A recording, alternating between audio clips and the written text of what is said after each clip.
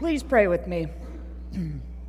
May the words of my mouth and the meditation of my heart be acceptable to you, O Lord, my rock and my redeemer. Amen. In today's gospel, once again, we have Jesus predicting his death to his disciples. One more time, and one more time, they don't get it. They don't understand. Even though it is the second time Jesus has told them what is about to happen, kind of reminds me of working with youth. Oh, wait. Kind of reminds me of working with people in general. Sometimes we just don't get it or don't understand what is going on, no matter how many times we are told. But Jesus' upcoming death wasn't the only thing that the disciples were confused about, according to Jesus. They were also very confused about greatness and who was the greatest. The disciples were walking and they were bickering about something, kind of like we do. And then Jesus, he just couldn't ignore it anymore. And he asked his disciples what they were arguing about. And they got very quiet because they were embarrassed to say that they were arguing about which one of them was the greatest. Maybe they were talking about which one of them spent the most time with Jesus, or which one had seen the greatest miracle, or which one had performed the greatest miracle. We don't know for sure exactly what they were saying to each other, but we do know one thing for sure. Jesus was not very impressed. Jesus had some advice for them. Jesus says this: whoever wants to be first, that is great, must be last and be a servant to all. Now, the disciples were really confused because this is not what they have been taught. And if we really think about it, it's not what we are taught either. Greatness, we assume, implies being the best, doing things right, being perfect, having it all together.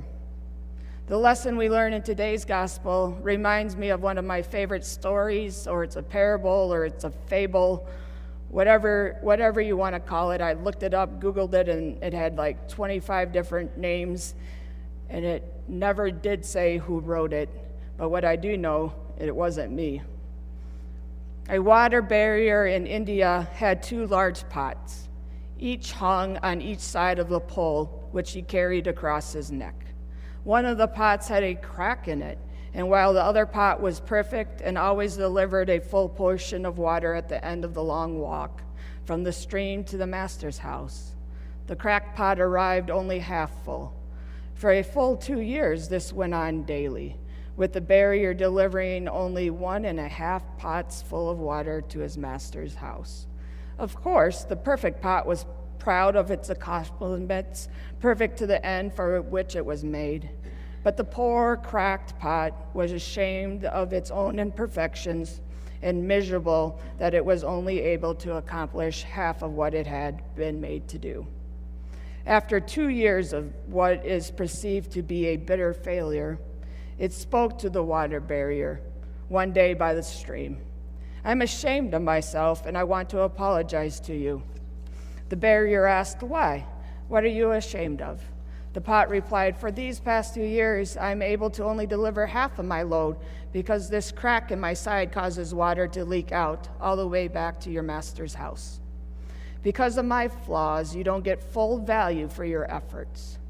The water barrier felt sorry for the old cracked pot, and in his compassion, he said, "As we return to the master's house, I want you to notice the beautiful flowers along the path." And they went up the hill. The old cracked pot took notice of the sun warming the beautiful wild flowers on the side of the path, and this cheered it somewhat.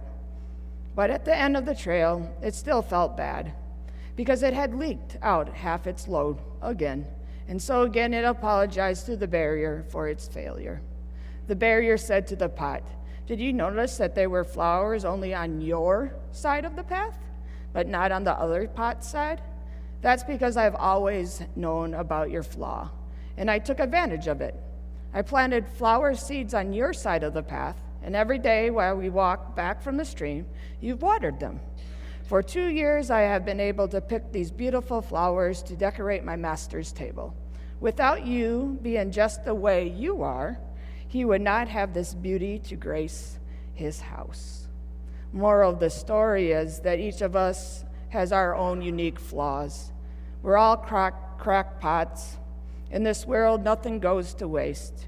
You may think like the crackpot that you are inefficient or useless in certain areas of your life, but somehow these flaws can turn out to be a blessing in disguise. So if you haven't been listening, listen now, because this is the big part of the sermon.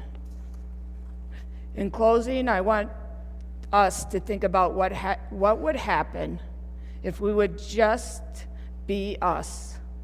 If we would just be who we were created to be and did the things we could do, and we stopped doing the things that we couldn't, and we stopped trying to be the greatest and just be who God created us to be, and to love God and to love others in our wonderfully and unique way.